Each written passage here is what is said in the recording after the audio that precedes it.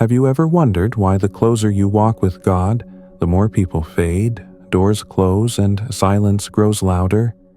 It's not rejection, it's refinement. When God chooses you for purpose, He first pulls you into solitude to prepare your heart. You'll notice it begins quietly. People you thought would stay start to drift away. Doors that once opened suddenly close.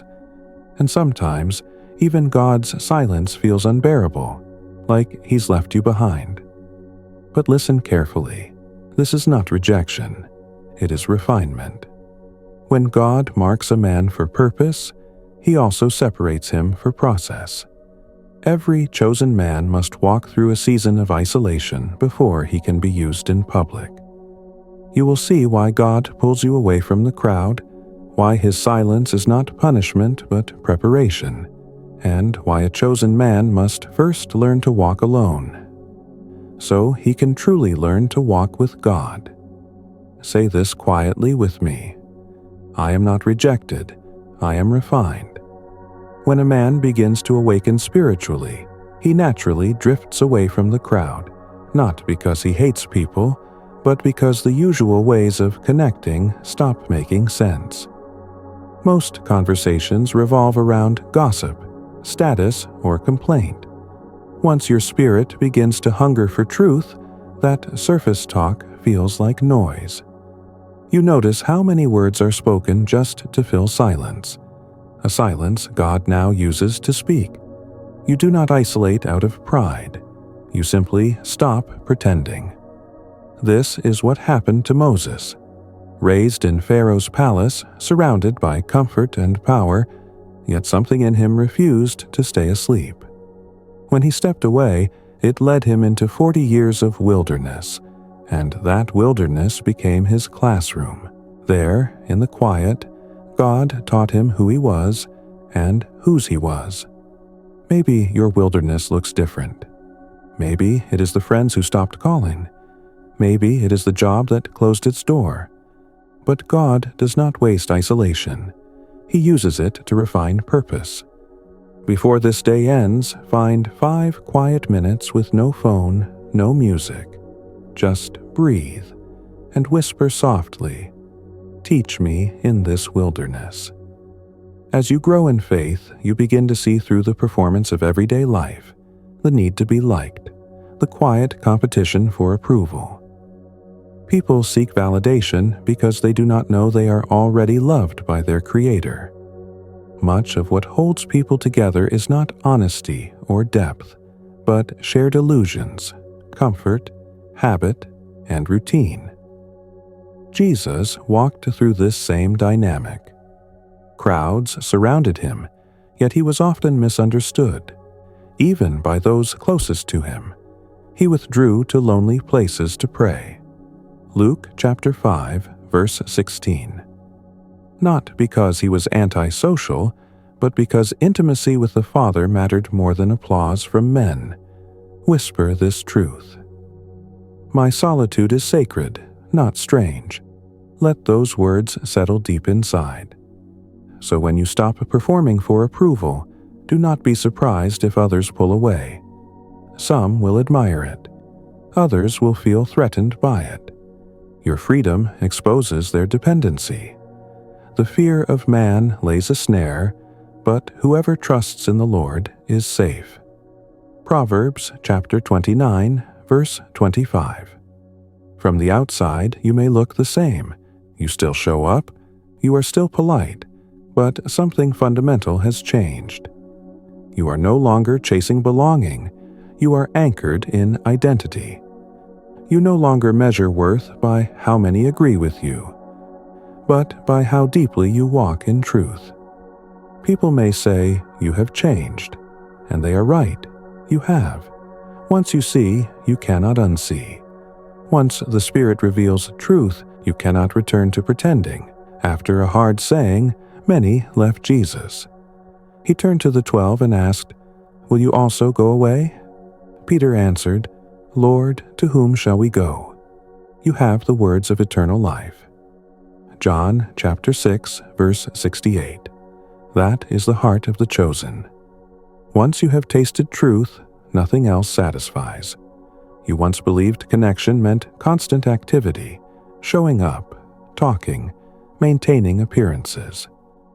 With time, God shifts your definition. You begin to value connection not by how much you talk, but by whether Christ is at the center. You stop chasing relationships that require you to shrink your faith. You stop giving false agreement just to keep peace. You realize many bonds survive not through truth, but through mutual pretense. So you quietly stop feeding what is fake. In that silence, something holy emerges: clarity. Elijah knew this transformation. After calling down fire from heaven, he ran into isolation, exhausted, misunderstood, and alone. God met him not in the wind, not in the earthquake, not in the fire, but in a gentle whisper. 1 Kings chapter 19, verse 12. Sometimes the quiet that scares you is the space where God's voice becomes clear. Take one deep breath right now, and from your heart, whisper, "Speak, Lord, your servant is listening." To most people, solitude looks like emptiness.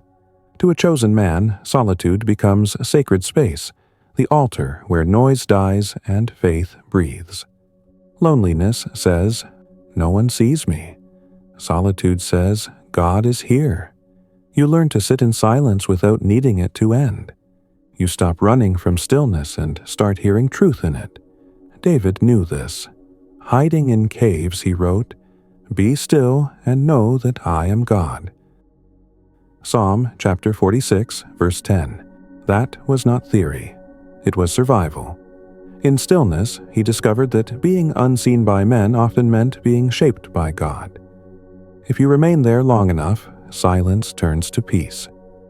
As God stabilizes your inner world, people may no longer know how to read you.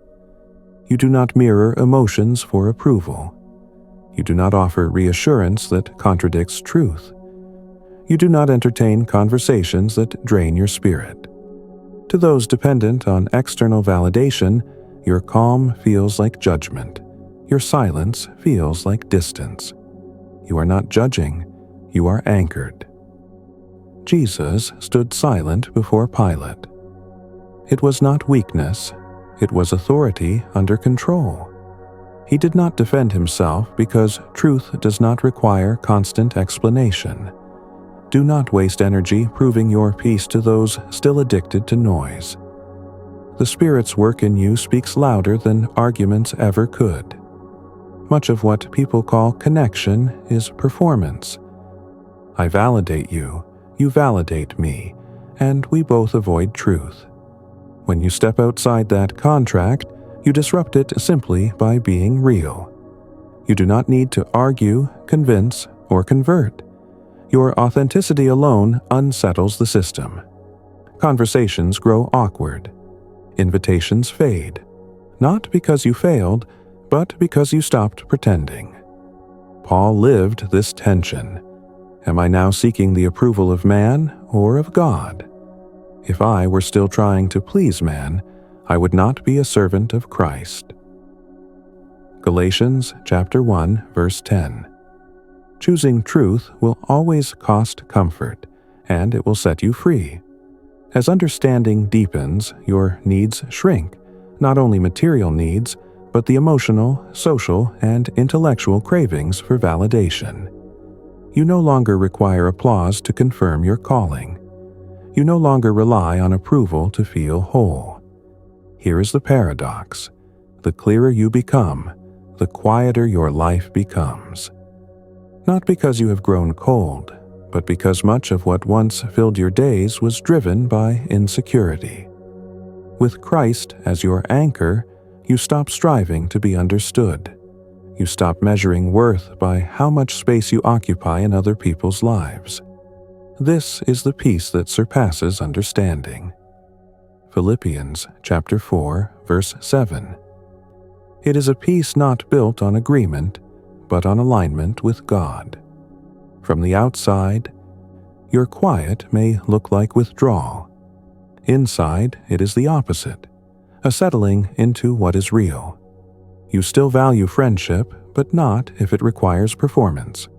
You still love people, but not at the cost of pretending. True connection becomes rare but rich. Two people walking side by side, both whole in God, neither needing to complete the other. Two are better than one, for if they fall, one will lift up his fellow. Ecclesiastes chapter 4, verses 9 to 10. Real friendship does not drain, it strengthens. Once God opens your eyes, you cannot unsee. You notice the restlessness, the scrolling, comparing and competing. You see people chasing connection without surrendering pretense. Fitting in often costs authenticity. You no longer envy what others call belonging. You have counted the cost. It requires silence about truth. And you refuse to trade honesty for acceptance. Still, a part of you hopes, not for crowds, but for kindred spirits, people awake to the same reality, who do not need you to be smaller to feel safe. Until that day, you walk alone, not bitter but peaceful, not hiding but standing. Walking alone with God is better than walking with many without Him. In time, solitude stops feeling unusual. It becomes normal, not empty, just quiet. Distance stops feeling like loss. It feels like clarity. You stop interpreting silence as rejection, and you see it as the natural result of not pretending. While others chase attention, you move without asking to be seen. You are not absent. You are present in a deeper way. You prefer the space honesty creates over the closeness illusion demands. This is the final shift. You no longer need the world to wake up for you to feel whole. You do not need agreement to feel clear. You do not need validation to know who you are. You are known by God. You are loved without performance. You are never truly alone. If you are in that season, if it feels like God has stripped away the crowd and left only silence, do not panic. You are not being punished, you are being purified. Write this truth on your heart. The Lord will fight for you. You need only to be still. Exodus chapter 14, verse 14.